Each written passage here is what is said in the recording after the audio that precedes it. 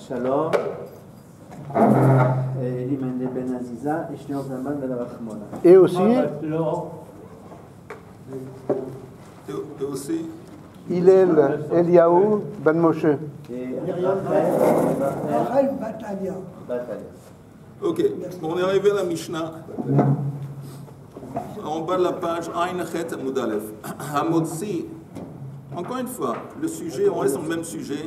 Quelles sont les quantités minimes d'objets différents qui nous rend coupables quand on les sort, Midorat, et quand on les sort, le Shabbat, on fait Hotzara. Quelles sont les quantités minimes de chaque objet? Donc, dans ce chapitre, on parle en ce moment de liquide, surtout. Oui, mais maintenant, on passe à des objets qui ne sont pas liquides. Voyons voir. Hamotzi Chevel, kedei la'asot ozen la coupa. Ozen, d'abord, Chevel, c'est une corde. Quelle quantité? La quantité qu'on a besoin pour faire ozen la coupa. Coupa, c'est comme un panier. Et le ozen, c'est comme une anse. C'est quoi une anse? Ozen. C'est comme un manche. Pour tenir le panier. Pour tenir le panier. Ça s'appelle une anse. Ok. Gemi. Gemi, c'est quoi Gemi en français? Hein? Un roseau, mais on parle de quelque chose qui est assez mou. Gemi, kedei la'asot tlai, les napa velikfara. Napa velikfara, disons c'est un tamis, un truc pour trire. Et tlai, c'est que si on veut prendre ces kelim, on veut les pendre sur le mur, alors on a besoin d'un petit comme ça, un petit nœud. Et ça, c'est la mesure du gemi. La saute tlai, le napa velikfara. Rabbi Yehuda Omer, lui, il donne une autre mesure que de litol mimeno midat min al le katan. Non, quand quelqu'un va acheter une chaussure, il va au cordonnier pour acheter une chaussure. Et il veut la mesure, mais... Hein?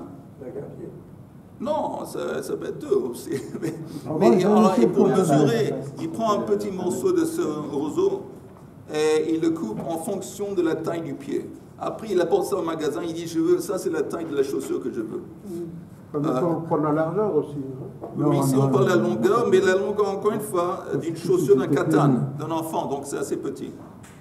Nia, du papier, kedei lirtov alav kesher morsin. C'est pour écrire dessus un kesher morsin. Alors, qu'est-ce que c'est kesher morsin? Ça vaut la peine de regarder le Rashi. Kesher shel morsin. Yesh lecha adam shenoten hameches lerosh hanahar b'makom echad o mochel lo b'matana vehu moser lo chotam להראות למוכס שמחל לו, המכס, ודרכו לכתוב בו שתי אותיות, והן גדולות משתי אותיות שלנו. Là, j'explique. Quand quelqu'un voulait, par exemple, traverser un fleuve, une grande rivière, alors il y avait un petit bateau comme ça. Mais l'État ou je ne sais pas qui, les autorités, ils demandaient meches, des taxes. Il fallait payer des taxes d'un côté. C'est comme un ticket en fait. Un ticket comme un ticket. Voilà, pour passer le fleuve et utiliser le bateau. Et donc, il y avait deux possibilités. Ou qu'il avait payé pour le meches, les taxes, ou le type, lui, t'as pas besoin. Un membre de la famille, je ne sais pas qui. Tu as besoin de payer. Protection. Qui c'est? Alors maintenant, il reçoit une confirmation du fait qu'il est réglé vis-à-vis du meches. C'est quoi ces confirmations? C'est un morceau de papier sur lequel il y a deux lettres qui sont écrites, et les deux lettres sont plus grandes que les lettres normaux que nous on écrit. Donc il écrit deux lettres, et après quand il arrive à l'autre côté, s'il y a encore une fois une bdika, alors il montre ça pour confirmer qu'en fin de compte il est nickel. Sinon on le jette dans le feu. Et ça, on a le droit de prendre le bateau Shabbat? Non, rien à voir avec le Shabbat. La semaine. Non, je sais pas, on n'est pas... Non, rien à voir avec le Shabbat. C'est vrai que c'est Masechet Shabbat, mais ici, c'est pas Et on la... n'achète pas de chaussures le Shabbat non plus. Voilà. On parle de transporter le ticket. On parle ici de quelle est la quantité de papier, la mesure minime, que si tu le fais sortir le Shabbat de la maison dehors, c'est à transgresser Hotza'a. Alors, pour déterminer la mesure, c'est la mesure d'un papier sur lequel on écrit 2 lettres, 2 grandes lettres. Tout le monde a compris? Même Chaim. Ouais, c'est parce que c'est des actes qu'on fait d'habitude. Beaucoup le même. Ouais, c'est des choses normales qu'on fait avec le... Ouais, absolument. Donc, même Chaim, il a compris. Même Chaim, il a compris, très bien. Le problème, c'est Yoel. Mais je sais pas... Yoel, il arrive en retard. Non, Yoel, il qu'est-ce comprend. Oh là là, avant Rosh Hashanah, tu peux être un peu content. Ok. L'irtov Keshem Orsin, Vamotsi Keshem Orsin Chayav. Et quelqu'un qui fait sortir ce Keshem Orsin de la maison, il est Chayav. Pourquoi tous les autres, ils sont payés par Chayav? Je répète, il y a 2 possibilités. Du papier. Quand on parle de papier, ou le papier sur lequel on écrit ce Keshem Orsin, ces 2 grandes lettres, Oui. ou le Keshem Orsin lui-même, ou ce truc, cette autorisation qu'il a reçue, qui avait le tampon soi-disant, qui consiste de 2 lettres, ça aussi c'est un truc. Non, mais il parle, et les autres? Qui est autres? Motzi, Chevel... Rien à voir avec Keshem Surtout Orsin, c'est par d'autres mesures. Chayav. C'est d'autres mesures qui s'appliquent, rien à voir. Mais tout le monde est Chayav là-dedans. Oui, parce que la Point Mishnah commun. liste les quantités minimes Oui. pour les objets différents. Oui. Chaque objet, il a une quantité, une mesure différente. Et elle finit par Chayav.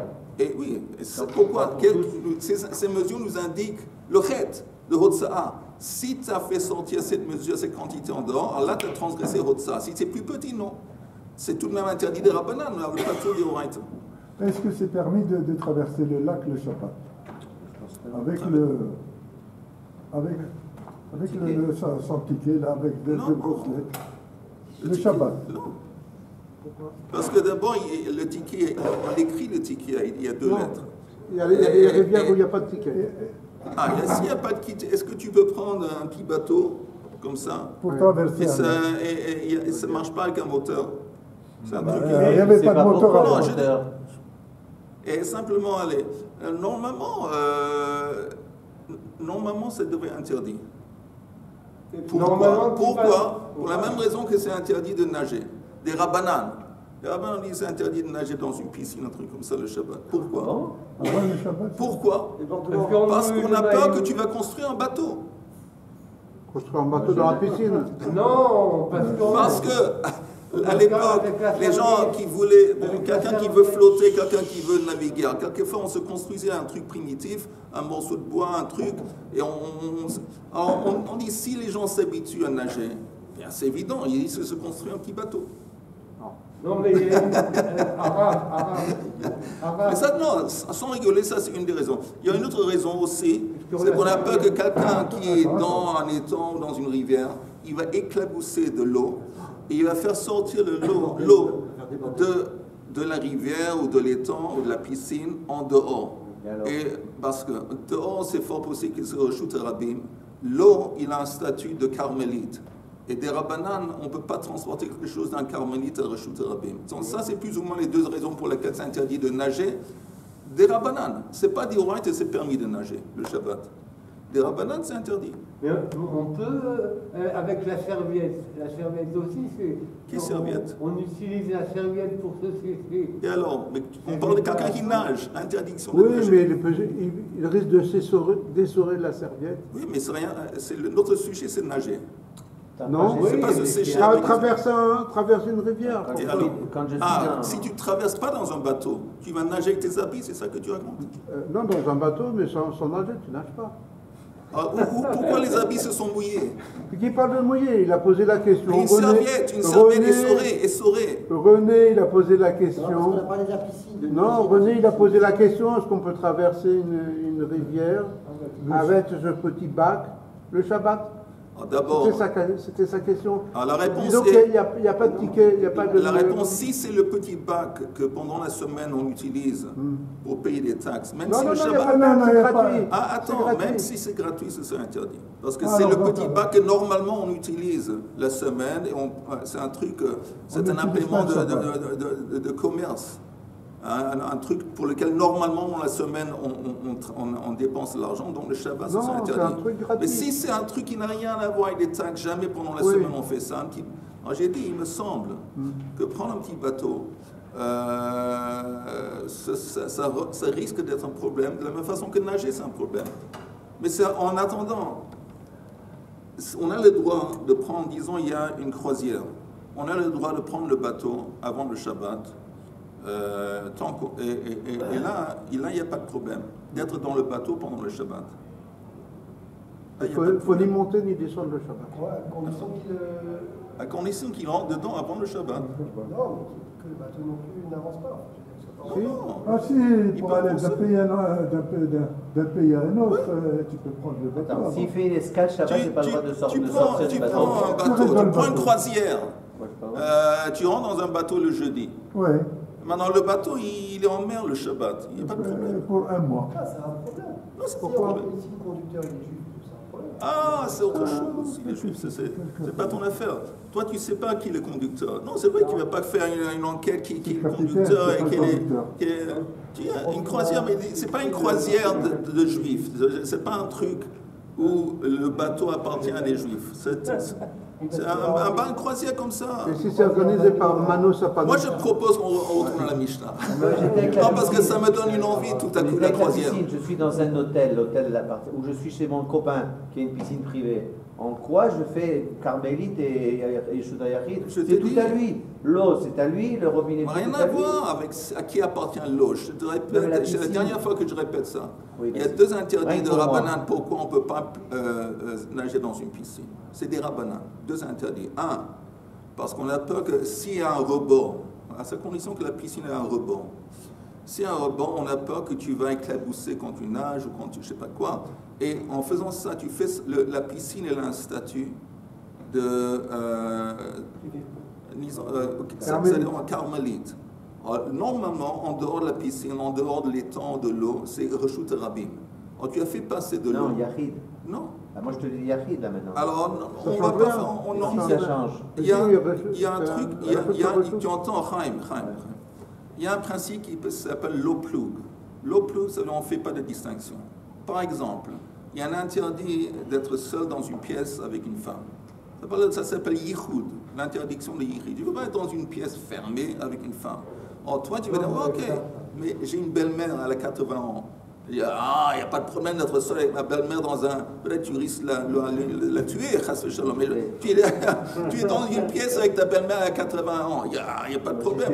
Mais les Chazal, les Chachamim disent l'oploug. Une fois qu'on a décidé, parce que normalement c'est risqué de se trouver seul dans une pièce avec une femme, à partir de maintenant, même si la femme en question, elle est laide, elle est vieille, elle est je sais pas quoi, boiteuse, je sais pas quoi, c'est interdit. La même chose ici. Tu m'apportes un truc spécifique où en dehors de la piscine, c'est Reshut Yachid. Mais même en Reshut Yachid, que tu saches, aussi il y a une interdiction de passer de carmélite à Reshut Yachid, un interdit de Rabbanan. Donc une des raisons pour lesquelles on ne peut pas nager, c'est à cause de ça. Deuxième explication, c'est ce que je te dis avant. On a peur qu'à force de nager, tu vas te construire un petit Donc la mer, j'ai le bateau. droit. La mer, j'ai le droit, je ne t'abuse pas. Oh non, parce que si tu étais à côté de la mer, c'est quoi, à côté de la plage, tu es dans la mer, mais à côté, à la lisière de la mer. Là aussi, tu risques de faire comme ça. Et tu risques d'éclabousser de la mer, de l'eau qui va de la mer jusqu'au sable, à la plage. La plage, c'est déjà Reshut Rabim. Oui. Alors, tu as fait passer de l'eau de carmélite à Reshut Rabim. Et la quantité. On continue. J'ai une autre question, j'ai une autre question. C'est pas un cours d'Alacha, hein, c'est un cours de Gemara ici. Oui, vas-y. Le Gemara, oui. Non, si j'ai une villa avec une piscine, la piscine elle m'appartient à moi. C'est pas un résultat. On avait chez Tacon, on avait une villa avec une piscine. On avait une villa avec une piscine dans le sud de la France, près de Mougins. Et on l'a vendue. Très belle villa, très belle piscine, on l'a vendue. On s'est départagé l'argent avec mon frère. L'argent de cette villa, qui était somptueuse, belle vie, tout ça, piscine, un 4 pièces, un petit 4 pièces à Yerushalayim. Les prix, vous allez dans le sud de la France, vous voyez des beaux trucs, il y a des villas, il y a des propriétaires, il y a des piscines. Mais le prix à Yerushalayim, du Nadlan, des petits appartements, c'est incroyable. C'est à cause de Chaim. C'est à cause de Chaim. C'est tout ça la faute de Chaim, comme toujours. Yerushalayim. Là, je vous dis, le Lubavitcher Rebbe, il a dit, il a dit que dans le futur, le dollar va s'écraser. Il dit qu'on va pouvoir utiliser le dollar pour des patates, qu'on dit tapettes. Pour faire de la Papier peint. tapisserie. Papier peint. Ça va valoir rien. Tandis qu'il dit le mètre carré à Yerushalayim va valoir 1 million, je ne sais pas les dollars apparemment, mais 1 million pour mètre carré. Alors, tout doucement, on voit que c'est en train de s'actualiser. Le dollar est en train de descendre, on voit que ça va descendre. Et encore une fois, on est dans un cours de Gemara, ni d'Alacha, ni de Nadlan, ni de Sakim. Non, mais on est dans une économie autarcique et de super spa. Oh là là, mais Ok, fait pas on continue, politique on ici, continue. arrêtez. Moi non plus. Je on parle répète, d'économie. on continue la Mishnah. Ça suffit. La Motzika Shem Morsil Chayav. On tourne la page. Niar Machouk. Maintenant, on parle d'un papier qui a été usé. Donc, il n'est plus utilisable. On ne peut plus l'utiliser pour écrire dessus un contrat ou quoi que ce soit. Quelle est la mesure du Niar Machouk, le papier qui est effacé, qui est usé? Que Delichoch al Slochit Ktana shel Payaton. C'est comme un petit vase de parfum liquide qui s'appelle Payaton, et tu as la quantité suffisante de papier pour recouvrir le haut de la bouteille. Or, la peau, que Deila Asor Kamer, c'est la quantité qu'on a besoin pour faire un kamer. Un kamer, c'est comme une petite pochette dans laquelle on écrit un petit parchemin, où on met des plantes. C'est une amulette. Une amulette, exactement. Claf, un claf, c'est déjà un claf, c'est un parchemin, que d'Elirtov alav parasha ktana shebetfilin, shehishma Israël. Donc, on a besoin d'un parchemin sur lequel on peut au moins écrire le premier chapitre de Shema Israël qui s'appelle Parasha Ktana. Pourquoi Parasha Ktana? Parce que vis-à-vis, Kriyat consiste de 3 chapitres. Le plus petit chapitre, c'est le premier. Dio de l'encre que des Mais là, on a déjà plus que 2 au tir, je ne comprends pas. Je n'ai pas compris. Ici, on parle ici d'un parchemin. Avec... Parchemin, ça a raison. Ça a une mesure différente que ce qu'on avait dit avant, parce qu'avant, on a parlé de papier. Donc, on voit que pour le papier, on a besoin de moins. À part le parchemin, ça va être plus grand, parce qu'on a besoin assez de surface pour écrire tout le premier chapitre. Tandis que le niar, le papier, c'est suffisant à la surface sur laquelle tu écris 2 lettres qui sont plus grandes que normaux. Que les gens de taxi écrivent. Mais il y a des tefilines qui sont tout petits. Ah, ok. Pour la Kabbalah, j'ai le droit de la coudre ou de la poser sur mon vêtement avant Shabbat. Tu parles de quoi? Pour passer le fleuve. En bateau. J'ai besoin de passer Shabbat pour rentrer chez moi. Et qu'est-ce que tu veux faire? Je n'ai pas compris. Je mets le ticket sur mon vêtement. Je ne le porte pas, il est sur mon vêtement. Quand je vais arriver... Ça dépend. Si tu le mets dans une poche dans ton vêtement... Non, je le pose dessus comme ça. Je dis d'une façon générale, et tu vas pouvoir tout simplement extrapoler et déduire. Si tu portes d'une façon normale, c'est-à-dire par exemple, si tu avais une poche dans ta chemise et tu le mets dans ta chemise, c'est interdit parce que ça s'appelle porter. Tandis que si tu le poses sur ta tête ou sur ton épaule, c'est pas normal. Donc ça s'appelle Beshinouï et tu n'as pas transgressé. Mais l'oploug. Non, l'oploug, ça parle d'exactement les mêmes conditions, mais qui s'appliquent à des situations différentes. Ici, on parle d'un acte différent. Quand tu portes normalement ou quand tu portes d'une façon qui n'est pas normale, c'est déjà 2 actes, c'est 2 situations différentes. C'est pas l'oploug. Et voilà, ça fait plouf. Dio, l'encre que des lirtov shteyotiot. Maintenant, quand on parle ici de 2 lettres, ce n'est pas les lettres des gens de la taxe, c'est des lettres normaux. Pas comme on avait dit avant, c'est plus petit. Krol, c'est comme du bleu qu'on met comme du phare autour des yeux, que des krol aynachat. C'est la quantité suffisante pour mettre autour d'un œil. Devek que des liten de rocha shaf. Ça quoi c'est? Moi pas savoir. C'est quoi shaf? Rachidi Bagmara, on va expliquer ça dans la Gemara. Mais ça c'est pour la colle. La colle c'est pour... Attends une seconde. J'ai dit qu'on va expliquer. Ness, c'est un morceau de bois. Apparemment, en haut du morceau du bois, on met un peu de colle. Ok, ça c'est le critère pour la colle, le devek. Zefet, du goudron, le gofrit, de la chaux, que des la'asot nekev. Si vous avez un échantillon, une petite bouteille dans laquelle on met du kesef de l'argent qui est nosli, qui est liquide. Du mercure. C'est du mercure, ok. Oui. Et vous voulez mettre un seau sur l'entrée de le truc. En ça, vous faites ça avec ce chaud, et ça c'est la quantité minime pour utiliser, pour faire un couvercle pour ce truc dans lequel on met le kesef, le mercure. Sha'ava c'est la cire, que des liten alpi nekev katan. Il y a un petit trou, vous voulez bloquer le trou, la quantité de cire qu'on a besoin pour faire ça, c'est la mesure. Chalsit, c'est de l'argile, que des lasot picour shel sorfei zahav. On avait dit avant que les forgerons, ils avaient dans le four, ils avaient un petit trou dans lequel ils inséraient, ils mettaient un soufflet. Maintenant, pour bien tenir le soufflet, il faut faire en sorte que c'est étanche, il n'y a pas d'air qui passe. Ils mettaient autour du soufflet de l'argile, en tant que comme de la colle aussi. C'est des orfèvres. Sorfaisables, c'est des orfèvres. Très beau. Alors, Rabbi Yehuda Omer, que de la sorte pit-pout, lui il dit non, la quantité c'est pour faire un pit-pout, c'est la jambe, le pied d'un on dit tripède. Tripied sur lequel on met une caméra chauffée. Caméra. Soubine, c'est quoi soubine en français? Des fibres. Hein? Des fibres que des liten al picour shel sorfei zahav. Les gens qui travaillaient l'or. Ils avaient aussi des espèces de fours avec des trous au-dessus. On mettait quelquefois, quand il n'y avait pas suffisamment de braise ou de charbon, on utilisait du soubine pour chauffer. Sid, que de la soude ktana chez Bebanot. Sid, c'est... La soude. Ok, c'est un truc qu'on utilise pour enlever les cheveux, les poils des femmes. Alors, la quantité de sid suffisante pour enlever les poils d'une petite fille, ktana chez Bebanot. C'est une espèce de cire, non?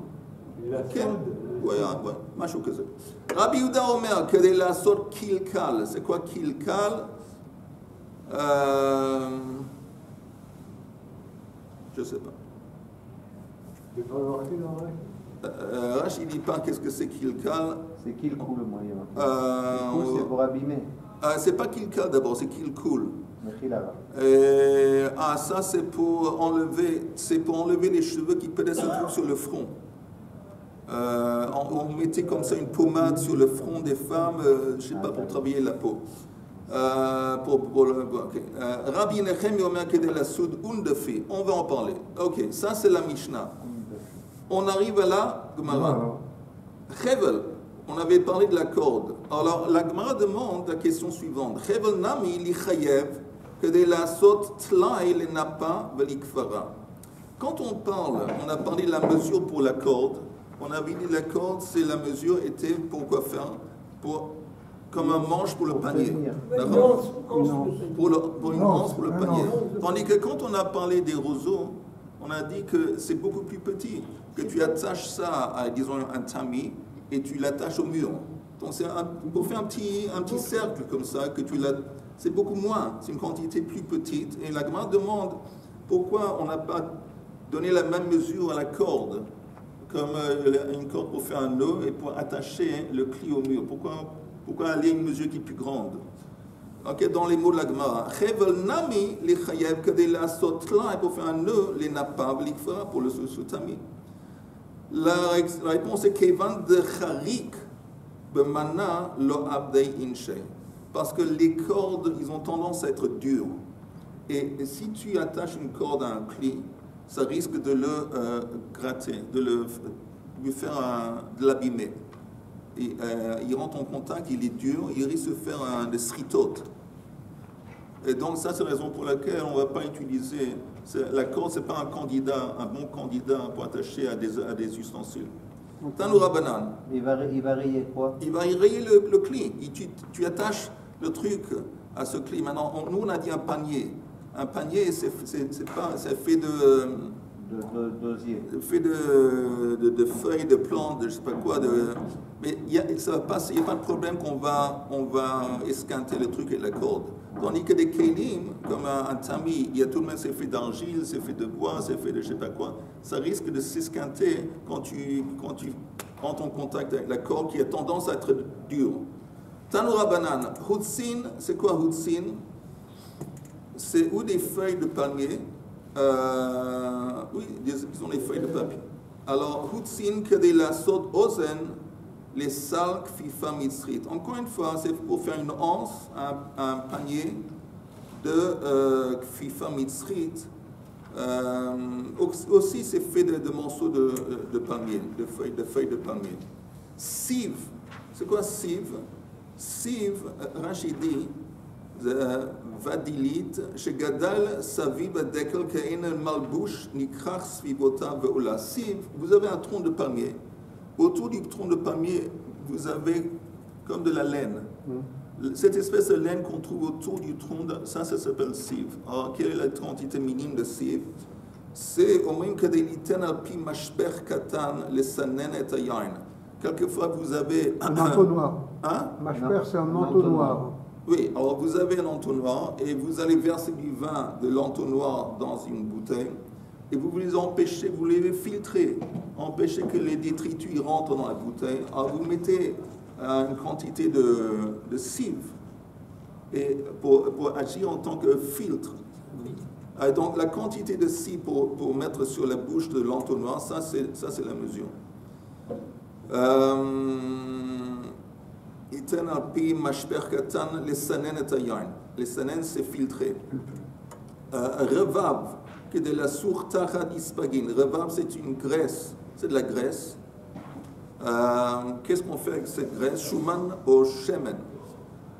Vous entendez? Oui. Regardez, ça vaut la peine de regarder le Rashi, ou pas vraiment? Pas vraiment. À l'époque,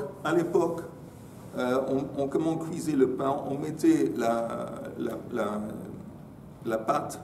On l'a collé la pâte à l'intérieur du four sur la paroi. Maintenant, pour enlever la pâte, il y avait comme une espèce il y avait un implément, un clé, et on décollait la pâte du four. Mais il y a des fois que la pâte, elle était vraiment collée, elle était collée au four, et quand tu l'enlèves, ça se déchire. Pour empêcher que ça va se déchirer, ils mettaient une espèce de graisse, shuman, à l'intérieur, pour faire que c'est plus facile, c'est plus lisse et ça se décolle plus facilement. Quel rapport avec Shabbat? Hein? Quel rapport avec Shabbat? Parce que, je te rappelle, on parle de la quantité, d'accord. que j'aime à la folie. Non, on parle des quantités minimes. Alors ça, c'est la quantité. Encore une fois, c'est un peu bizarre, c'est pas très midouillac dans le sens... Ispagine, c'est une espèce de gâteau. Quelle est la taille du gâteau? La quantité de chèvres qu'on a besoin pour mettre... Mais le gâteau, il a quelle taille? C'est pas évident. Peut-être la Gemara va en parler, peut-être. Oui, on va voir. Justement. Le Kamashiura, quelle est la quantité de ce gâteau? Que sela. Une quantité qui correspond à une pièce assez grande qui s'appelle un sela, pièce d'argent. Et pourtant, on a une autre mesure pour ce même sujet qui dit que c'est que grogeret. Le grogeret, c'est une figue qui sèche. Et la commande dit Idi ve'idi, Khadshi Urahu. Les deux, en fin de compte, reviennent à la même chose. C'est kiff. Grogeret. Mais celle-là, c'est la même mesure. Mochin, c'est quoi mochin? C'est des morceaux de laine ou des morceaux de coton, des habits qui sont écrasés, qui sont vieux. Qu'est-ce qu'on en fait? Quelle est la mesure? Mochin, que de la sorte kadour ktana, le kamashiro ke egoz. Pour faire une petite boule. Quel est le but de cette petite boule? Je ne sais pas, peut-être jouer au foot, mais jouer au ping-pong, je ne sais pas quoi, jouer au billes, jouer aux boules, je ne sais pas, mais une petite boule. Et tu fais cette boule, tu écrases ensemble, tu presses ensemble des morceaux de coton, des vieux. Quand on était au Maroc, au Maroc, j'attendais. Avec les chaussettes comme ça, on mettait une boule et on jouait le football avec. Alors le Shabbat, je vais te... Non, je parle pas de Shabbat. Je vais t'avouer... Non, tu parles de... je vais t'avouer... C'est pour jouer avec le ballon. Très bien. Alors, il y avait une fois que les petits-enfants étaient là, avant beaucoup d'années. Et ma femme il y avait un grand ballon. Alors ma femme dit non, le grand ballon, ça fait des dégâts dans la maison avec vos petits enfants de jouer dans le corridor. Alors, qu'est-ce qu'on a fait? On avait fait ce que toi tu avais fait au Maroc. On avait pris les chaussettes, on avait fait un message, on a utilisé ça en tant que ballon. C'était la belle époque. Oui. Et là, je pense que si je me rappelle bien, je pense que c'est moi qui ai perdu. Mais ça, je me suis remis. Depuis, je me suis remis.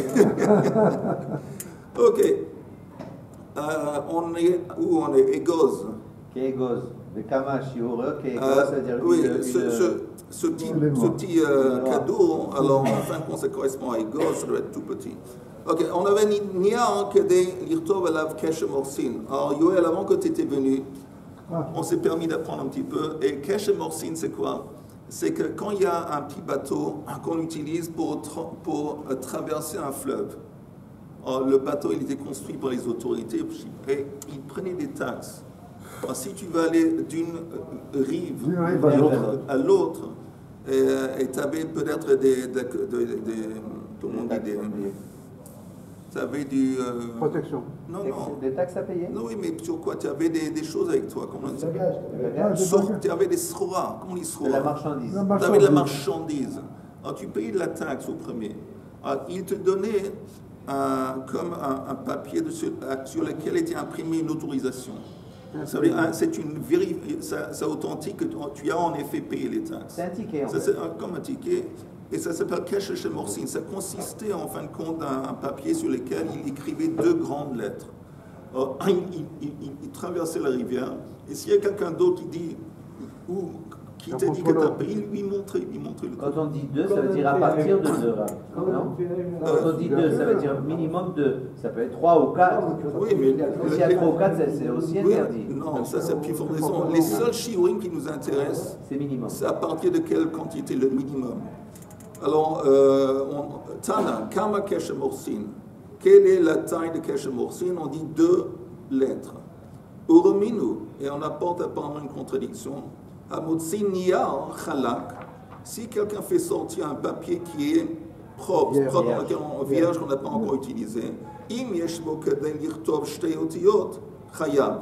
Vim Lav Patur. Ici, quand on parle du Niyar, on dit 2 lettres. Mais ce n'est pas la Keshem Orsin. On avait dit que les 2 lettres qu'on mettait sur le papier pour les taxes, ils étaient plus grands, ils étaient larges. Ici, on nous dit 2 lettres apparemment normaux. Ça contredit. Non, il dit, tu dois comprendre, quand on dit 2 lettres, ce n'est pas 2 lettres normaux. Shtei otiyot shel kesher morsin. Rav amar shtei otiyot didan vebeit achiza. Tandis que Rabbi dit, non, tu sais quoi, quand il dit 2 lettres, il faut comprendre que cette feuille, il y a la surface principale sur laquelle tu écris 2 lettres normaux, mais il y a comment on dit, une marge, justement. La fonction de la marge, c'est pour te permettre de tenir le papier.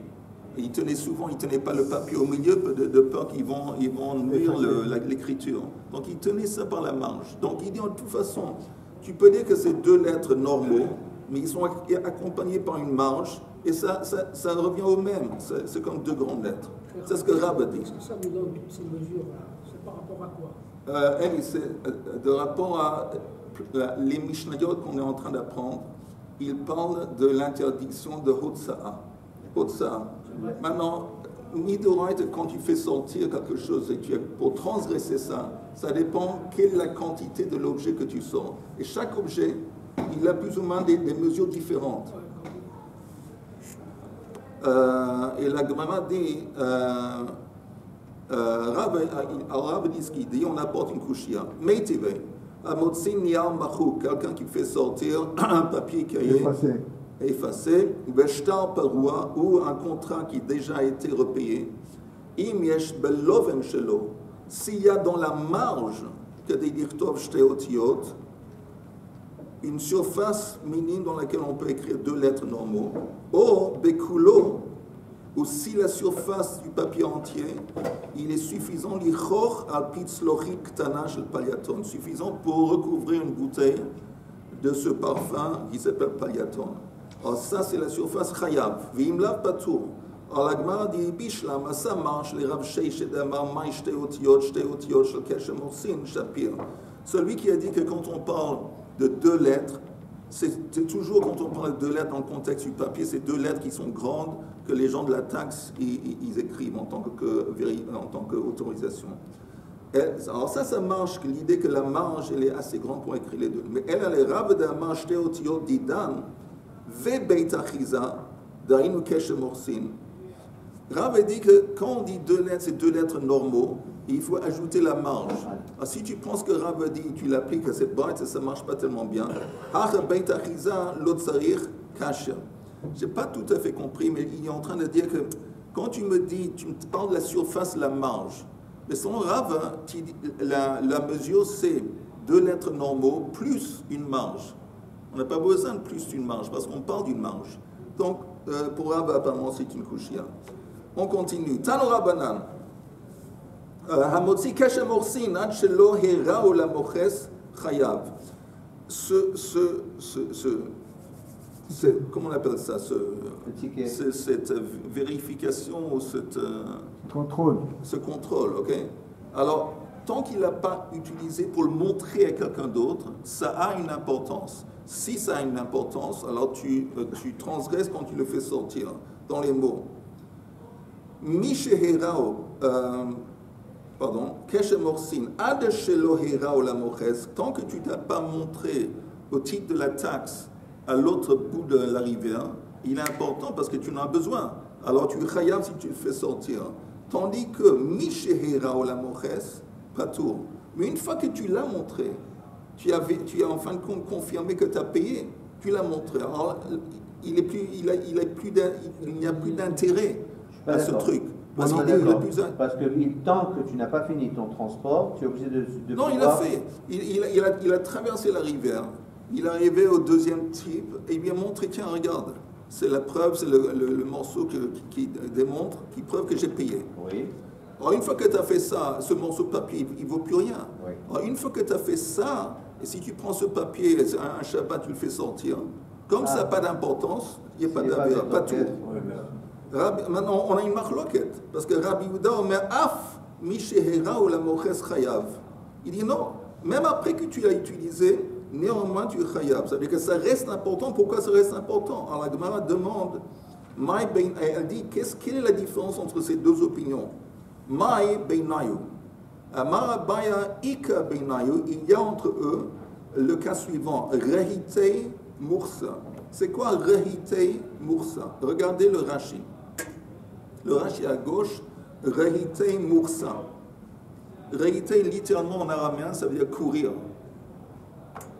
Alors, Rashi, Koranesh, Sheratzin achar ha'ovrim, leha'alil alehem, shelo natnu ha'meches. C'est des gens qui courent après les gens, après qu'ils ont traversé la rivière, et ils essaient de dire, ah, t'as pas payé la taxe, t'as pas payé la taxe. Normalement, c'est faux. Torah, la ovrim, la chazor, la moches, et donc c'est casse-pied à ce type de retourner où il était avant au titre de la taxe près de la rivière, et donc il garde son parchemin pour être sûr. Ou matznia hachotam le harot le eilu. Donc il dit même après que tu as montré, ok? Mais c'est possible. Disons un exemple, quelqu'un rentre dans un bus ou dans un train. Et de temps en temps, il y a des gens qui rentrent. Et ben, un contrôleur pour voir si les gens qui sont rentrés ont payé un ticket. Mais c'est possible qu'il y a plus tard, il y a quelqu'un d'autre à nouveau qui va contrôler à nouveau. Donc il dit, même si tu as montré ça à quelqu'un, et maintenant tu as quitté la rivière, il y a des gens apparemment qui venaient après, qui te poursuivaient pour te dire, ah, t'as pas payé. Il dit, oui, j'ai payé la montre que dans ta vérification. Il l'a jeté. Donc il dit, même une fois que tu l'as montré, que tu as monté, tu le gardes pour être sûr. Alors maintenant, ça se passe comme ça même. En Maroc? Non, en Espagne, pour aller de l'Espagne à la France. Avant, l'alcool n'était pas cher, c'était un prix, vraiment, c'est... Et alors, vous sortez, des fois la douane te laisse passer. Mais pendant 20 km à peu près 30, la douane elle peut vous arrêter.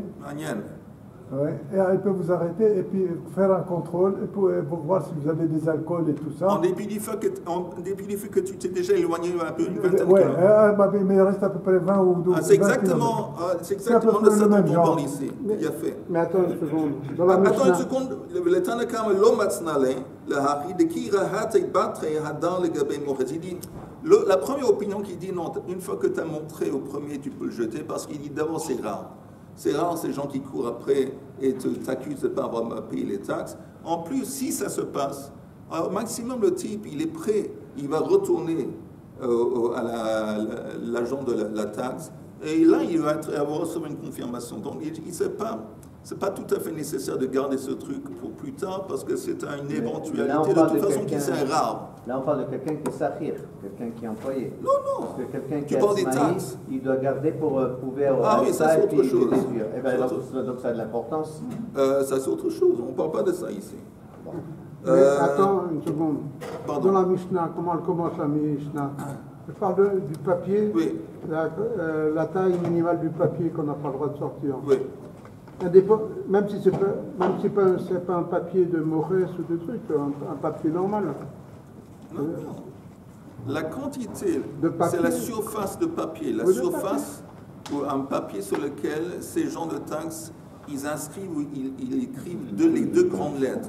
Oui, Et c'est mais un truc, c'est une confirmation qu'il a payé. Ça correspond à la surface minime de papier. de papier, c'est-à-dire je sors en papier, c'est pas un papier de Maurice. Oui, oui, tu as raison. C'est un papier normal qui n'a rien à voir avec mon Donc même si je suis sorti du Mais là, bac, Yehuda, même si attends, mais là on parle pas un morceau de papier quelconque.